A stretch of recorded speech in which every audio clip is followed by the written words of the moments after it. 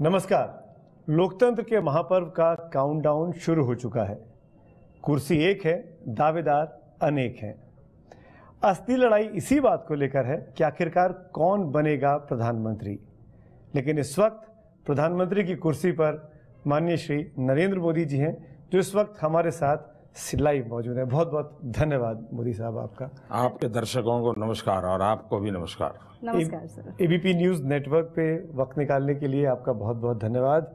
और बगैर वक्त गंवाए मेरा पहला सवाल आपसे है, क्योंकि 60 महीने आपने कहा था कि आप हिसाब देंगे। 60 महीने का कामकाज पूरा हो चुका है। इन 60 महीनों में प्राइम मिनिस्टर साहब, क्या आपको एक बार भी ऐसा लगा कि कोई एक काम छूट गया है जो अभी आप करना चाहेंगे? अब शायद मेरा अभी पिछले एक हफ्ते से मैंने चुनाव अभियान में मतदाताओं से मिलने शुरू किया है। वैसे तो मैं गत 45 साल से भ्रमण करने वाला इंसान हूँ, लेकिन विधिवत चुनाव घोषित होने के बाद पिछले सप्ताह से मेरा दौरा शुरू हुआ है। मैं लोगों के बीच जाकर के सबसे पहले देश के मतदाताओं का धन्यवाद करता हूँ, क्योंकि मैंने पिछले चुनाव में लोगों से कहा था कि आपने 60 साल का शासन देखा है, मुझे 60 महीने दीजिए।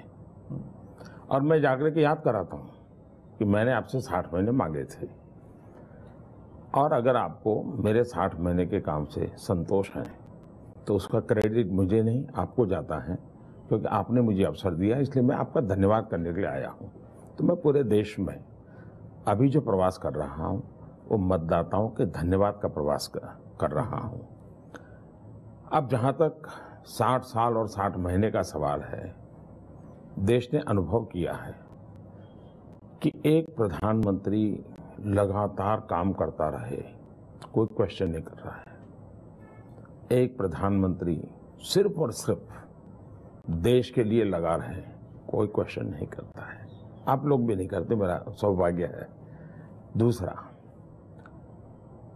पहले की सरकारों के विषय में लोगों का रवैया मन में क्या बन गया था, अरे छोड़ो यार, कुछ होने वाला नहीं है, चलो भाई हमारा नसीब होगा, देखा जाएगा।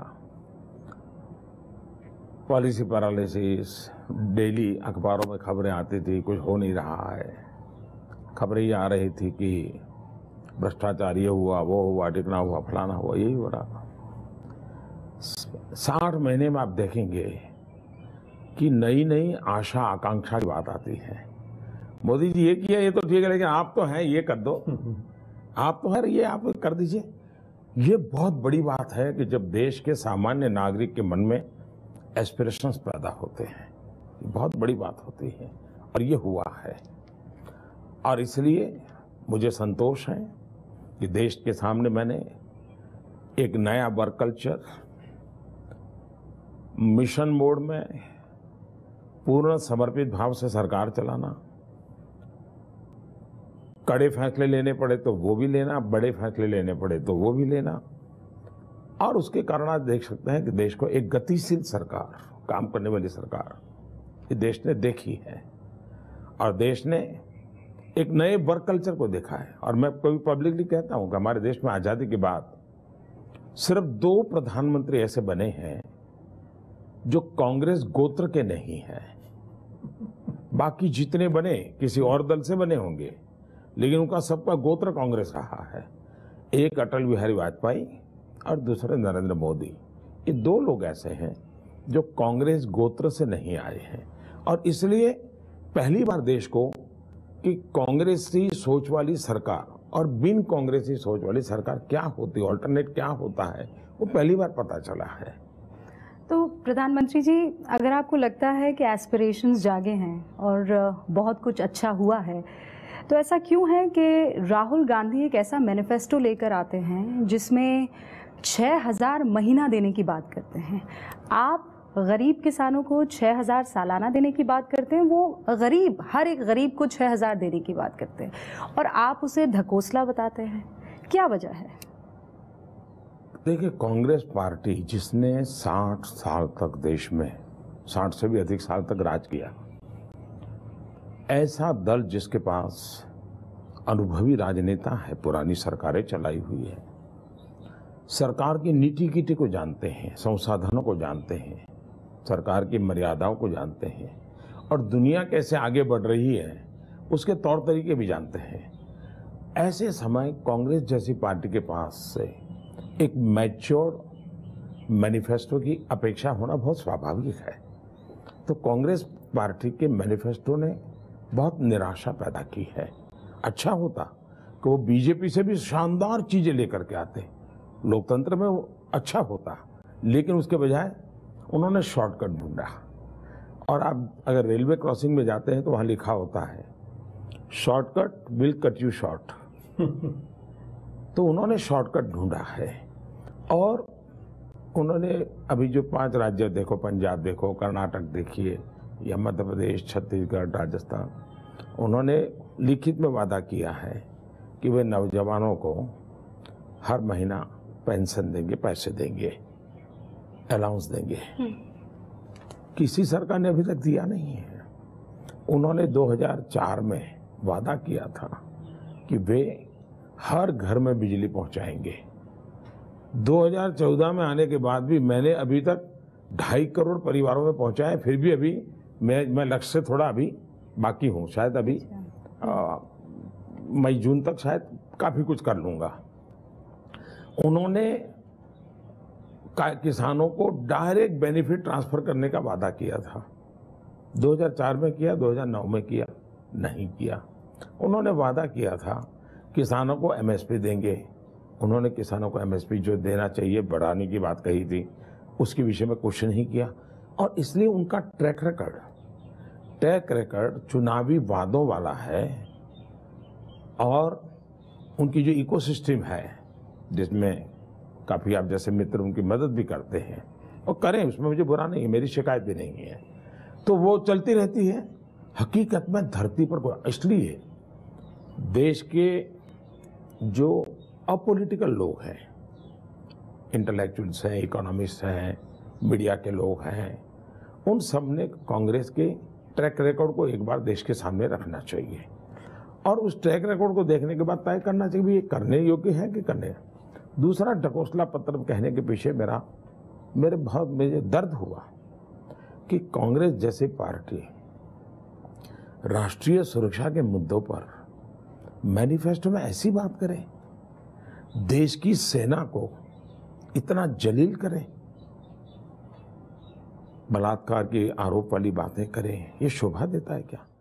इस देश को गर्व है और सवाल मोदी सरकार का नहीं है, इतने सालों का, आजादी के बाद का मैं कहता हूं, peace keeping force United Nations का आज दुनिया में सबसे अधिक पार्टिसिपेशन है तो भारत के सिक्योरिटी फोर्सेस का है, यूनाइटेड नेशंस के पीस कीपिंग फोर्स में।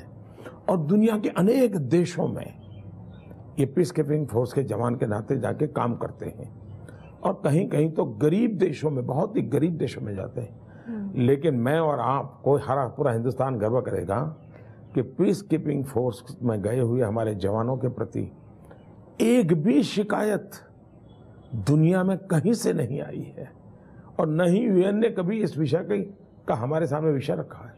कितने बड़े गर्व की बात है कि पूरे विश्व के सेना के अंदर जो लोग पीस कीपिंग फोर्स में आते हैं, उन सब के बीच में भी भारत के फौज की डिसिप्लिन, भारत के सैनिकों का व्यवहार, उनके आचार दुनिया गर्व करती है। और हम इस प्रकार की बातें बोलते हैं।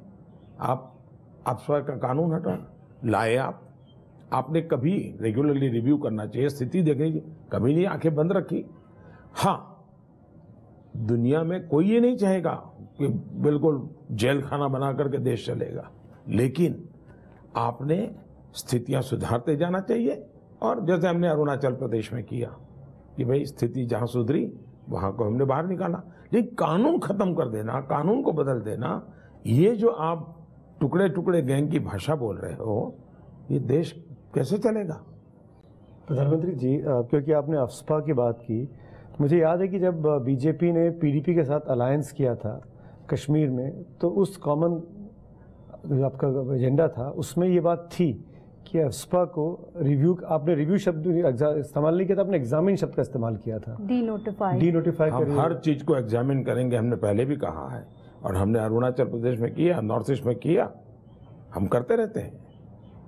स्थितियां अगर अनुकूल नजर आए तो हम निर्णय करते हैं, लेकिन कानून के साथ खिलवाड़ नहीं करते हैं। मोदी जी, उन्होंने भी रिव्यू शब्द का इस्तेमाल किया है। जी नहीं, उन्होंने कानून की कमियों को बदल करने की बात कही है। आपको लगता है कि एफ्स्पा को खत्म नहीं किया जाना चाहिए कश्मीर में फिलहाल? सवाल ये है, हम ऐसा हिंदुस्तान चाहते हैं कि जिसमें अफसा हो ही ना, लेकिन वो स्थिति तो लाए पहले। उस परिस्थितियों को आज पाकिस्तान जिस प्रकार से कश्मीर में घटनाएं कर रहा है, जो सेपरेटिस्ट लोग भाषा बोलते हैं, सेपरेटिस्ट लोग हमारी सेना के लिए जो भाषा बोलते हैं, जो पाकिस्तान स्पॉन्सर्ड भाषा है, उसी भाषा को इस मैनिफेस्टो में अगर बू आती है तो देश की सुरक्षा बल के जवानों को आप कितना डिमोरलाइज कर रहे हो, देश का कितना नुकसान कर रहे हो आप। पर मोदी जी, अंग्रेजों के ज़माने के कानून तो आपने भी बहुत सारे हटाए हैं। ये जो 124A की बात हो रही है, उसे लेकर क्यों इस तरीके की बातें उठ रही हैं? देखिए, बहुत 600 कानून हैं शायद मोदी जी? हमने करीब 1400 कानून खत्म किए। अच्छा। कानूनों का ऐसा जंगल था कि जिसके कारण कोर्ट में जजमेंट देना है तो भी मुश्किल होता था कि एक पक्ष 6 कानून ये ले आता था, दूसरा पक्ष 10 कानून ये ले आता था। सामान्य मानवीय की जिंदगी सरल करने के लिए जो बिल्कुल निकम्मे कानून है, वो पार्लियामेंट के अंदर हमने चर्चा करके खत्म किए। और मैंने वादा किया था 2013-14 में, मेरा भाषण था कि कुछ कांग्रेस पार्टी कानून बना करके गर्व करती है, मैं पर डे एक कानून खत्म करूंगा जो देश के लोगों को परेशानी है। और जिन कानूनों को हमने खत्म किया है उसका कोई विवाद नहीं है, किसी ने इस पर एक एडिटोरियल नहीं लिखा है कि भाई ये कानून खत्म करना नहीं चाहिए था, मोदी ने क्यों किया, किसी ने नहीं किया है। इसका मतलब कि देश की जरूरत थी, उसको काम किया। दूसरी बात है जो उन्होंने मैनिफेस्टो में कहा है, आप मुझे बताइए, भारत जैसा देश, विविधता भरा देश, जिसमें अब तमिलनाडु में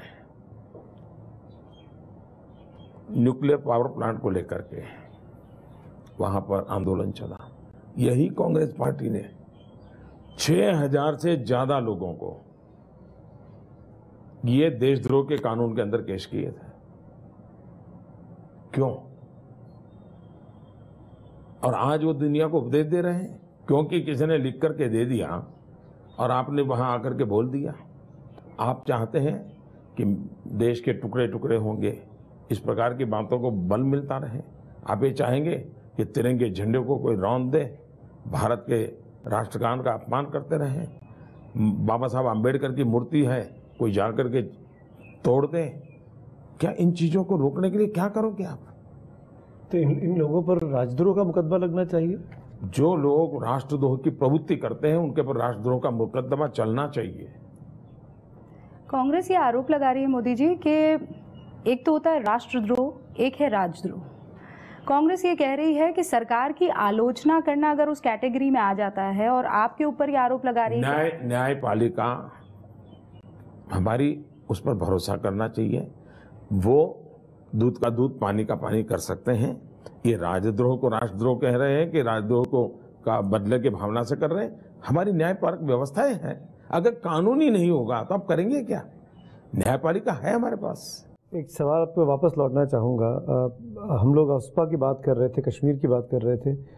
बहुत ईमानदारी से मैं आपसे पूछना चाहता हूँ प्राइम मिनिस्टर साहब, क्या आपको लगता है कि पीडीपी के साथ अलायंस जो एक्सपेरिमेंट किया गया वो गलती हुई बीजेपी से? जिस दिन हमने अलायंस किया, एक तो तब मुफ्ती साहब थे, सीनियर लीडर थे, मैच्योर थे, चीजें समझ पाते थे। दूसरा, उस दिन भी हमने कहा था कि हम दो ऐसे पॉलिटिकल पार्टियां हैं जो दो ध्रुव के हैं। एक प्रकार से मिलावट वाला ही कार्यक्रम था हमारा क्योंकि लेकिन कोई सिचुएशन ही नहीं थी कि कोई सरकार बन पाए।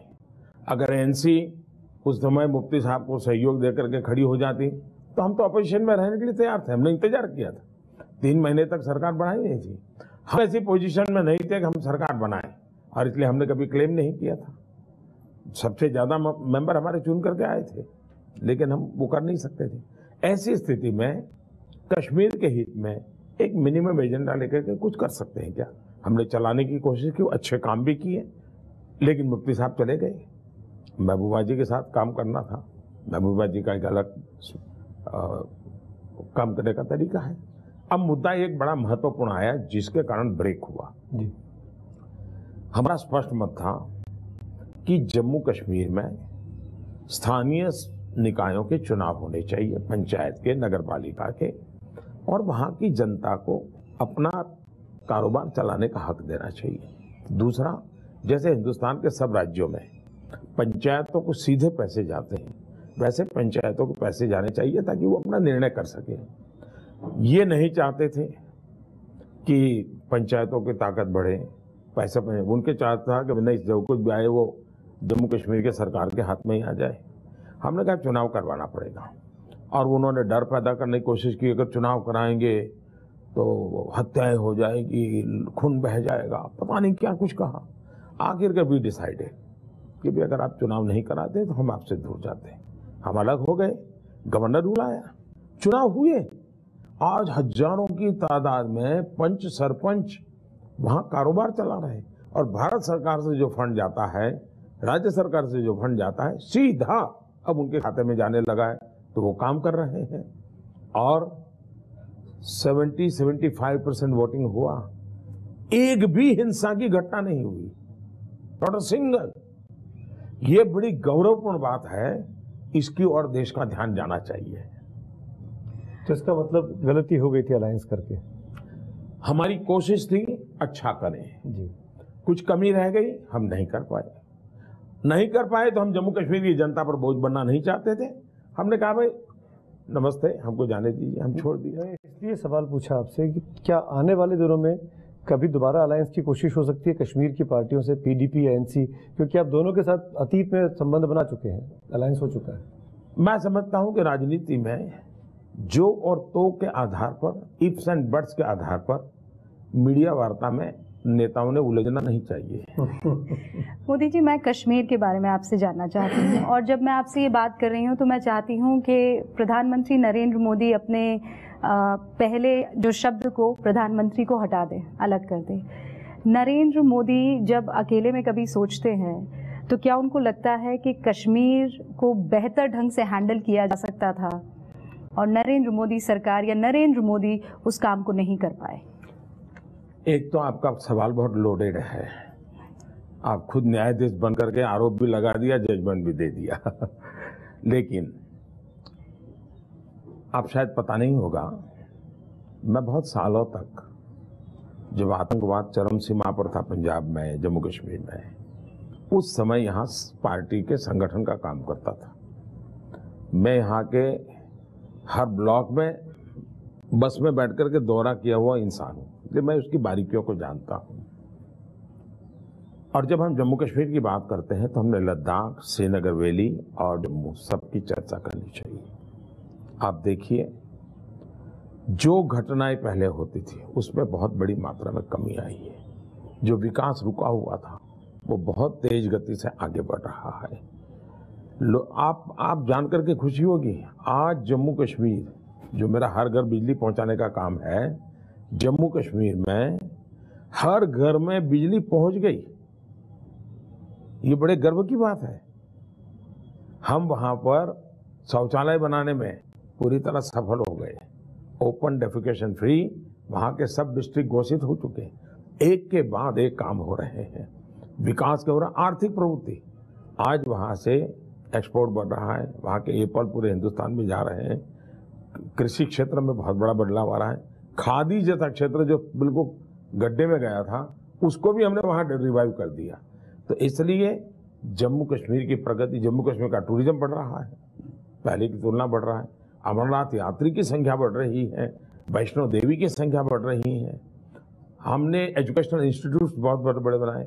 हमने स्पोर्ट्स, जम्मू कश्मीर की एक बहुत बड़ी टैलेंट है जिसका देश ने गर्व करना चाहिए कि वहाँ बच्चे स्पोर्ट्स में बहुत ही काबिल हैं। हमने स्पोर्ट्स में उनको बहुत बढ़ावा दिया। और इन दिनों अभी उन्होंने बंगाल की मशहूर फुटबॉल टीम को हराया कश्मीर के बच्चों ने। अच्छा। तो ये बदलाव है जी। तो मुझे बहुत संतोष है कि हमने सही दिशा में चले हैं, सही दिशा में जा रहे हैं। हाँ, सेपरेटिस्टों के प्रति नरमी बरत करके अब देश को लाभ नहीं होगा। इसका मतलब अगर आप सत्ता में वापस लौटते हैं तो हुर्रियत जैसे संगठनों की और कड़ाई से सामना करना पड़ेगा। हमने एक के बाद एक कदम उठाए हैं, क्योंकि आप देखिए जम्मू, लद्दाख, श्रीनगर, उसमें भी एक 2-2.5 जिले हैं जहां ये हरकतें चल रही है। क्या? बाकी सब जगह पे नॉर्मल सी है। तो हम उस प्रकार की व्यूह रचना करके आगे बढ़ेंगे। जो आगे बढ़ना चाहते हैं उनको अवसर देंगे। जो हम अटल जी का जो सिद्धांत है, जमहूरियत, कश्मीरियत, इंसानियत, इन 3 मुद्दों पर ही हम चल रहे हैं और चलेंगे। इंसानियत का जिक्र इमरान खान भी कर रहे हैं, और चूंकि जम्मू की बात है तो मैं जरा वहां की तरफ जाती मेरा कोई कॉपीराइट नहीं है, कोई भी उपयोग कर सकता है। और वो ये कह रहे हैं मोदी जी, करतारपुर का एक तो कार्ड खेल के वो इंटरनेशनल प्लेटफॉर्म पर ये बताने की कोशिश कर रहे हैं कि देखिए भाई, मैं तो बात करने की बहुत कोशिश कर रहा हूँ, मैंने तो 99 कदम चल लिए हैं, मोदी जी एक कदम आगे नहीं बढ़ा रहे हैं। आपको लगता है कि नवाज शरीफ के कंपैरिजन में थोड़ा चालाकी से इमरान खान इस पूरे के पूरे मसले को डील कर रहे हैं? मैं ये पाकिस्तान की जनता को जज करने दीजिए। मेरा काम भारत के हितों की रक्षा करना है। पाकिस्तान चलाना ही मेरी जिम्मेवारी रही है। वो क्या करते हैं, क्या नहीं करते हैं, कैसे करते हैं, वो सारी बातें पाकिस्तान की जनता पर हम छोड़ दें। जो बात रूबिका ने पूछी उसको मैं अलग तरीके से पूछने की कोशिश करता हूँ। कौन बेहतर है हिंदुस्तान के लिए? अगर पाकिस्तान के साथ संबंध मधुर बनाने हैं, नवाज शरीफ से टैकल करना आसान था या इमरान खान को टैकल करना आसान है? अभी तक मैंने दुनिया के कई नेताओं से पूछा है जी, और जो मैंने सुना है और जो मैं अनुभव कर रहा हूँ, ये बहुत बड़ा मुश्किल है दुनिया के लोगों का कि पाकिस्तान में आखिर पर पता ही नहीं चलता है कि देश कौन चलाता है। चुनी हुई सरकार चलाती है, सेना चलाती है, ISI चलाती है, या जो लोग पाकिस्तान से भाग करके विदेशों में बैठे हैं वो चला रहे हैं। यानी इसलिए हर कोई के लिए ये बड़ा चिंता का विषय है कि किससे बात करें। तो मोदी जी, अगर मैं इसको ऐसे सवाल पूछूं कि ऐसा क्या पाकिस्तान करे कि प्रधानमंत्री नरेंद्र मोदी या फिर हिंदुस्तान सोचे, विचार करें कि चलिए, क्योंकि शुरुआत आपने बहुत की मुश्किल नहीं है, बहुत सिंपल है जी। ये टेररिज्म एक्सपोर्ट करना बंद कर दे, बस सिंपल बात है जी, मुश्किल काम नहीं है। तय कर ले ये टेररिज्म एक्सपोर्ट नहीं करना है, आतंकवाद बंद हो जाए। बाकी देखिए चाइना के साथ हमारे डिस्प्यूट है, चाइना के साथ हमारे जमीन के प्रश्न भी है, सीमा के प्रश्न है, बहुत कुछ है। लेकिन आना जाना होता है, मिलना होता है, मीटिंगें होती हैं, इन्वेस्टमेंट होता है, पॉलिटिकल एंगेजमेंट होती है, इश्यू है तो चर्चा भी होती है। और मन बना लिया है कि हम हमारे डिफरेंसेस को डिस्प्यूट में कन्वर्ट नहीं होने देंगे। डिफरेंसेस है, डिस्प्यूट में कन्वर्ट नहीं। तो ये अंडरस्टैंडिंग के साथ चाइना और हमारी गाड़ी चल रही है। लेकिन पाकिस्तान की गाड़ी को आगे बढ़ाने के लिए आपने उन्हें सबक सिखाया, या हिंदुस्तान की सेना ने उनको सबक सिखाया, एयर स्ट्राइक आपने की। मोदी जी, पूरा विपक्ष आपसे सबूत मांग रहा है। मेरा सवाल बहुत बेसिक, बहुत सिंपल है। क्या प्रधानमंत्री नरेंद्र मोदी के पास या हमारी सेना के पास, हिंदुस्तान के पास सबूत हैं? क्या कभी वक्त आने पर वो सबूत दिखाए जाएंगे? पहली बात है कि सबसे बड़ा सबूत पाकिस्तान ने स्वयं ने ट्वीट करके दिया दुनिया को। हमने तो कोई क्लेम नहीं किया था, हम तो अपना काम कर करके चुप बैठे थे जी। पाकिस्तान ने कहा कि आए, हमको मारा, ये किया, फिर उन्हीं के लोगों ने वहां से बयान दिया। इस सारे में कितने मरे कितने नहीं मरे, मरे कि नहीं मरे, ये जिसको विवाद करना है करते रहे। पाकिस्तान की मुसीबत क्या है वो समझिए। अगर हमने सेना पर कुछ किया होता या नागरिकों पर कुछ किया होता तो पाकिस्तान दुनिया भर में चिल्ला करके भारत को बदनाम कर देता। तो हमारी रणनीति ये थी कि हम non political activity, non military activity करेंगे और जनता का कोई नुकसान न हो इसकी केयर करेंगे।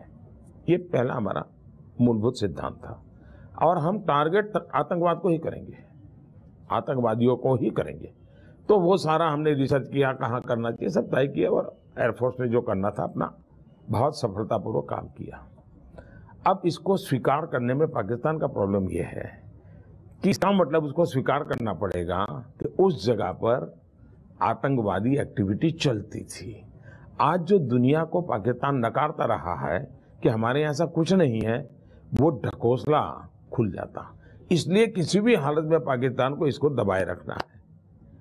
मैं हैरान हूं कि हिंदुस्तान के लोग क्यों ये पाकिस्तान को पसंद आए ऐसी भाषा बोल रहे हैं। चिंता का विषय वो है जी, चिंता का विषय वो है। अब जैसे कल आप मीडिया में चल पड़ा कि भाई इतनी चौकी तोड़ी, इतने लोग मार दिए, कोई नहीं पूछ रहा है सबूत, कोई नहीं पूछ रहा है सबूत। पर प्राइम मिनिस्टर साहब, क्योंकि मुझे पता है, हमने आपके और भी इंटरव्यूज पुराने देखे हैं, अलग अलग जगह आपने जो दिए, जब उरी के बाद सर्जिकल स्ट्राइक्स हुई, आपने कहा कि आप इन्वॉल्व थे, आप देख रहे थे, आपको जानकारियाँ मिल रही थी, आपने खुद ने माना। क्या इस वक्त भी जब बालाकोट हुआ, एयर स्ट्राइक्स हुई, तब भी आप इन्वॉल्व थे, आपको पता था, आपके पास जानकारियाँ आ रही थी? आप ये ठीक है कि मैं अपने विषय में कुछ बताऊं, वो अच्छा मुझे शोभा नहीं देता है, लेकिन जब आपने पूछ ही लिया तो मैं बता देता हूं। अगर कभी मुझे पता चल जाता है कि टूरिस्टों की एक बस खाई में गिर गई तो आप हैरान हो जाएंगे। मैं रात देर तक फ़ोन करता रहता हूं कि भाई उन लोगों का क्या हुआ, निकाला नहीं निकाला, अस्पताल पहुंचाया नहीं पहुंचाया। तो ये मेरे स्वभाव का हिस्सा है, मेरा एक कमिटमेंट है कि जो चीज़ें मेरे ध्यान में आती है तो मैं फिर उसमें इन्वॉल्व हो जाता हूँ और मैं करता हूँ। ये तो बहुत बड़ा काम था, हमारे सेना की जिंदगी दांव पर लगी थी, जवानों की। मैं राजनीतिक तराजू से चीज़ों को न सोचता हूँ न चलाता हूँ। I am in A way a political person, और इसलिए मेरा बहुत स्वाभाविक था। तो इसमें कोई मैंने बहुत बड़ी तिस्मारी कर दी ऐसा नहीं है जी, ये मेरे दायित्व का हिस्सा है। और मैं कैसे सो सकता हूँ जी, जब मुझे पता है कि 1 बजे होने वाला है, 1:30 बजे होने वाला है, 2 बजे होने वाला है, ये पता है और मैं खुद उसमें इन्वॉल्व हूँ। तो मैं ये तो नहीं चाहता था कि हर पल कोई मुझे रिपोर्ट करे क्या हुआ क्या हुआ। देखिए, मैं इतना जरूर चाहता था कि होने के बाद मैं जागता हूँ, अब चिंता मत कीजिए, होने के बाद मुझे बताइए। हुआ नहीं हुआ खैर, लेकिन उनका भी एक स्वभाव है कि मैं बहुत बारीकी में इंटरेस्ट लेता हूँ, तो मुझे बताते रहते थे। जब सुबह एग्जैक्टली उन्होंने करीब 3:40 को मुझे आखिरी बताया, साहब सब लोग आ गए हैं वापस, सब हो गया है।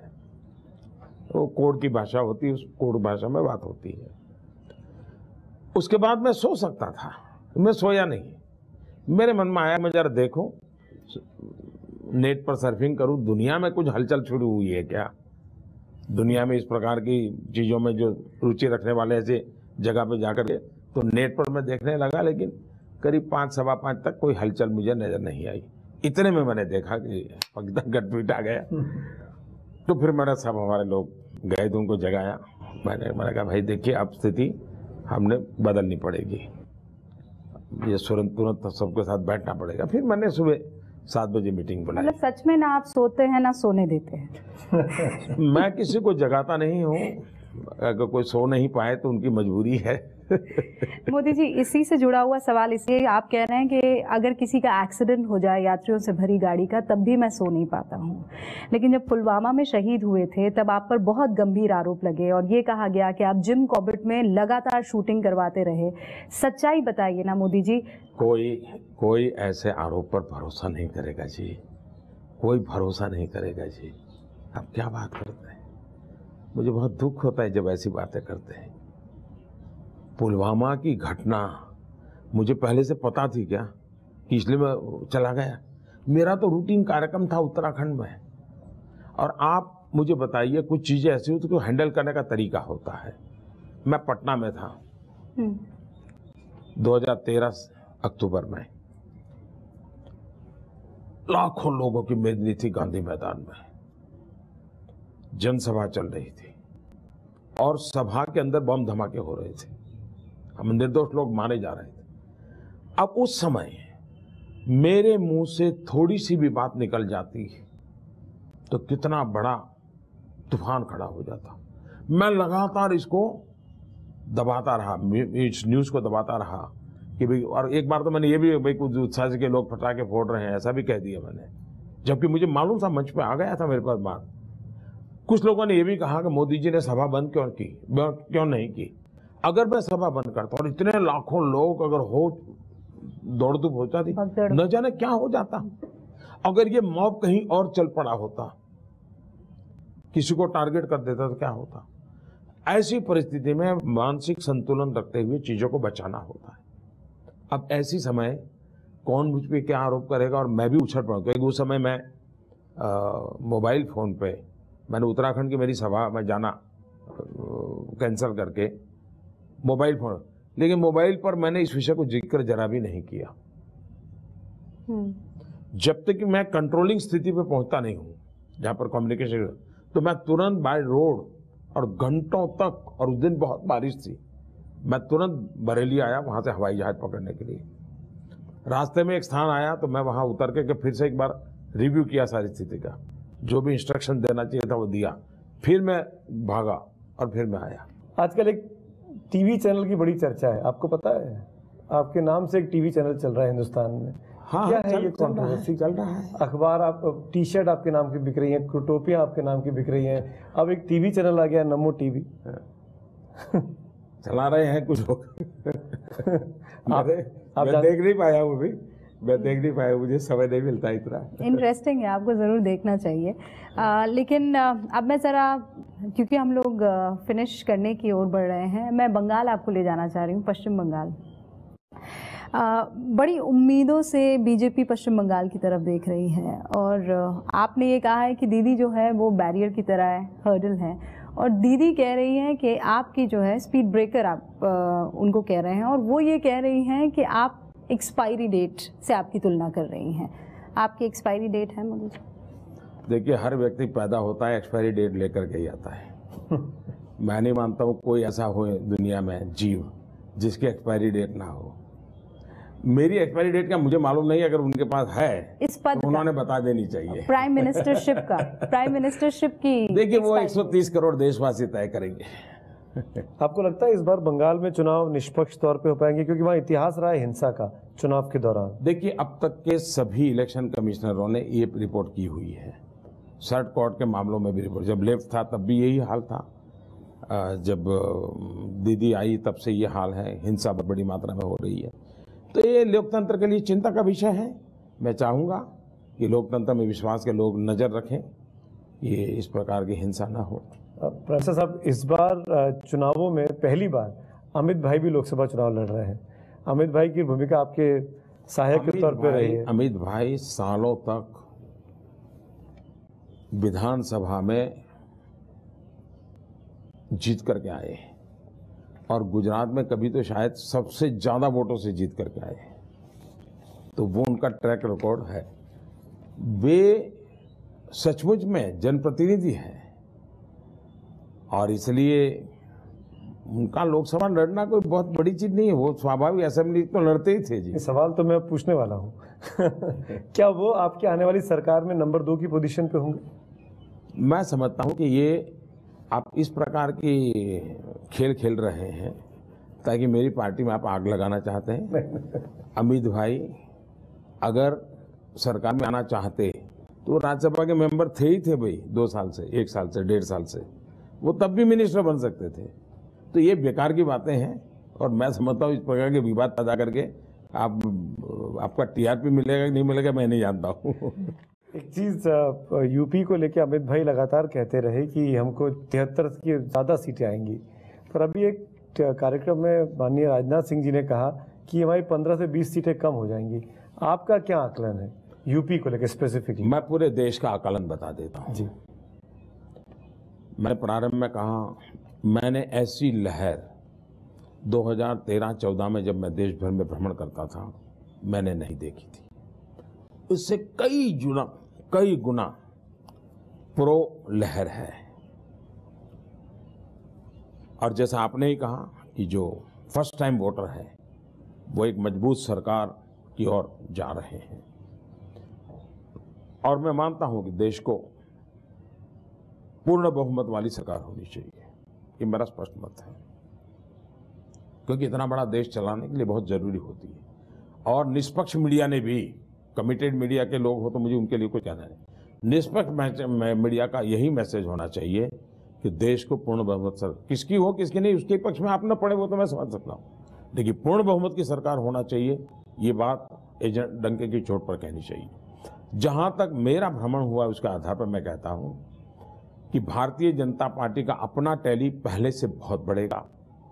हमारे जो एनडीए के साथी हैं उनका भी टैली पहले की तुलना में बहुत बढ़ेगा और हम एक बहुत बड़ी ताकत के साथ इस बार देश की जनता हमें सेवा करने का मौका देगी।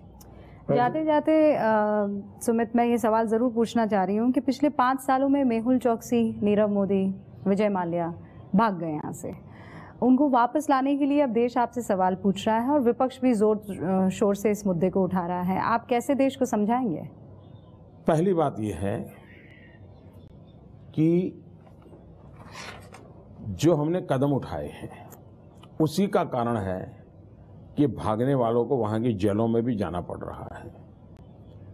इसी का कारण है उनकी सारी संपत्ति जब्त हो रही है और देश पूरी तरह देख रहा है कि हम एक के बाद जो भी हमारे पास कानूनी हथियार है, क्योंकि देश तो नियम से चलता है, उसका पूरा इस्तेमाल कर करके हम कर रहे हैं। लेकिन इनको भागना क्यों पड़ा? वो तो मौज कर रहे थे। 10 साल में ही उन्होंने रुपये मारे हैं, ये हमारे आने के बाद नहीं मारे हैं, ये सारे रुपये उस समय मारे, लेकिन उनको पता ही नहीं था कि कोई ऐसी भी सरकार आएगी कि जो रुपये निकलवाएगी, तो भाग गए। भागना पड़ा है। अगर जैसे ही जिस दिन 25 साल के बाद भी अगर कोई सरकार ऐसी आ गई तो ये वापस आने हंसते हुए वापस आ जाएंगे। हम लाएंगे तो सीधे जेल के अंदर डालेंगे, ये पक्का है। दूसरा, भागने को तो कहते हैं वाटर एंडरसन, भोपाल वाला गैस कांड, सरकारी जहाज में लाए और भगाया, इतने लोगों की मृत्यु हो गई थी। आप देखिए एक थिएटर में आग लगी तो जनमटी भुगत रहे लोग, उसको सरकारी विमान में ला करके हिंदुस्तान के बाहर भेजा गया था। वो भगाना कहते हैं, जो ये कांग्रेस के लोगों ने किया। प्राइम मिनिस्टर साहब, क्योंकि आखिर में हम लोग आ चुके हैं, आपने 5 साल पहले कहा था कि मैं तो दिल्ली का आदमी नहीं हूँ, दिल्ली में नया हूँ, एडजस्ट हो पाऊंगा कि नहीं हो पाऊंगा। 5 साल बीत गए हैं, अब आपको लगता है कि दिल्ली भाग गई है, आप 5 साल, अगले 5 साल की बात कर रहे हैं और आप कह दे रहे हैं कि आप रुकेंगे यहाँ। जब मैं दिल्ली की बात करता हूँ तब मैं कोई यहाँ के हवा, पानी, पेड़ पौधों की बात नहीं कर रहा हूँ। दिल्ली के राजनीतिक गलियारों की जो बू आ रही थी, दिल्ली के लुटियन दुनिया की जो बू आ रही थी, उसके संदर्भ में मैं कहता हूँ। और मैंने, न उन्होंने मुझे स्वीकार किया है न मैंने उनको स्वीकार किया है, और भगवान मुझ पर बनाए रखे आशीर्वाद कि मैं ऐसी परंपरा और आदतों से न जुड़ूं। दूसरा सवाल है कि मैंने पूरे हिंदुस्तान को अपना बना लिया है और पूरे हिंदुस्तान में दिल्ली एक है हिस्सा, दिल्ली हिंदुस्तान के बाहर नहीं है। लेकिन मैंने सबसे बड़ा काम किया है, दिल्ली को ही मैं पूरे देश में ले गया हूं। देश को दिल्ली के लिए लाना मजबूर करने के बजाय मैं दिल्ली को ही उठा करके दे दें। आप अगर नॉर्थ ईस्ट जाएंगे तो करीब करीब एवरेज हर 15 दिन मेरा कोई मिनिस्टर नॉर्थ ईस्ट में गया है, रात्रि मुकाम किया है। मैं दिल्ली को बाहर ले गया हूँ। सारे सरकारी स्कीम पहले विज्ञान भवन में लॉन्च होती थी, मैं अब हिंदुस्तान के कोने कोने में ले जाता हूँ और राज्यों को पार्टनर बनाता हूँ और वहाँ करता हूँ। आपने रात्रि का जिक्र किया, नवरात्रि शुरू होने वाली है, बहुत सारी रैलियां हैं, आप इस बार भी व्रत रखेंगे? जी, वो मैं करीब 40-45 साल से करता हूँ, तो मेरी कोशिश रहती है कि उसको निभाऊं। कठिन होता है, लेकिन ये नवरात्रि उतना कठिन नहीं होता है जितना मेरा सितंबर अक्टूबर वाला होता है। ये थोड़ा सरल होता है, लेकिन इतना बड़ा स्ट्रेन है, गर्मी बहुत होती है, लेकिन मैं जमा लूंगा मामला। कुछ नहीं खाते हैं इन नवरात्रि में, पूरी तरह उपवास करते हैं? जी नहीं। तो फिर आप कैसे कह रहे हैं कि इसमें आपको कम थकान होती है? इसमें कुछ मतलब उसमें क्या ज़्यादा कठिन तपस्या होती है, इसमें कम होती है व्रत की? ऐसा है कि वो सितंबर अक्टूबर में जो नवरात्रि होती है उसमें मेरा थोड़ा समय अपना व्यक्तिगत साधना वगैरह में थोड़ा जाता है। इसमें उसमें मुझे उतना समय नहीं देना पड़ता है, क्योंकि इसका मेरा टाइम टेबल थोड़ा अलग होता है। उसमें मैं सिर्फ पानी लेता हूँ और कुछ लेता नहीं हूँ। इसमें ऐसा नहीं है, इसमें मैं मान लीजिए मैं तय करूँ कि इस नवरात्रि को मैं पपीता लूँगा, तो फिर मैं पपीते के सिवाय किसी चीज़ को हाथ नहीं लगाता हूँ। तो कैसी एक चीज़ तय करता हूँ और उसके आधार पर फिर मैं चलता हूँ। अभी आपने तय कर लिया है? वो करूँगा मैं, और वो भी कोई पब्लिक का विषय नहीं होता है जी। वैसे पब्लिक अब अपना मन बनाएगी, आप रैलियों में जाएंगे। एबीपी न्यूज़ नेटवर्क की तरफ से आपको ऑल द बेस्ट। ये लोकतंत्र का सबसे बड़ा पर्व है और इसको हम भी बहुत खूबसूरत तरीके से कवर करेंगे और हम चाहेंगे कि पब्लिक भी बहुत खूबसूरत तरीके से इसमें, जैसा आपसे वादा किया था हम एबीपी न्यूज़ नेटवर्क जो है ये बता भी रहा है कि लोकतंत्र का ये पर्व है और हर कोई बढ़ चढ़कर इसमें हिस्सा ले। बहुत बहुत शुक्रिया प्रधानमंत्री जी। मैं भी आपका आभारी हूँ। आज मेरे एक दिन का बीच में और सरकारी कामों के लिए यहाँ था, तो आपसे बात करने का मौका मिल गया। मैं एबीपी के दर्शकों से भी यही प्रार्थना करूँगा कि आप वोट जरूर करें। लोकतंत्र एक बहुत बड़ा उत्सव होता है, किसको दे किसको ना दे वो आपकी मर्जी, लेकिन वोट जरूर दे। गर्मी बहुत है, मैं चाहूँगा कि आप वोट देने जाए तब भी साथ में पानी पीने का एक बोतल जरूर लेके जाएं, ताकि आपको कोई दिक्कत ना हो। और इस बार तो आप देखिए रमजान भी है, क्रिकेट की मैच भी चल रही है, कई त्योहार भी हैं, उसके बावजूद भी शासन ने सारी चीज़ों को संभालने के लिए पूरी कोशिश की है। मुझे विश्वास है कि बहुत ही उमंग और उत्साह के साथ ये लोकतंत्र का पर्व पूरा होगा, नई सरकार बनेगी। फिर से एक बार मैं आपकी आशा आकांक्षाओं को पूरा करने के लिए जी जान से जुटा रहूँगा।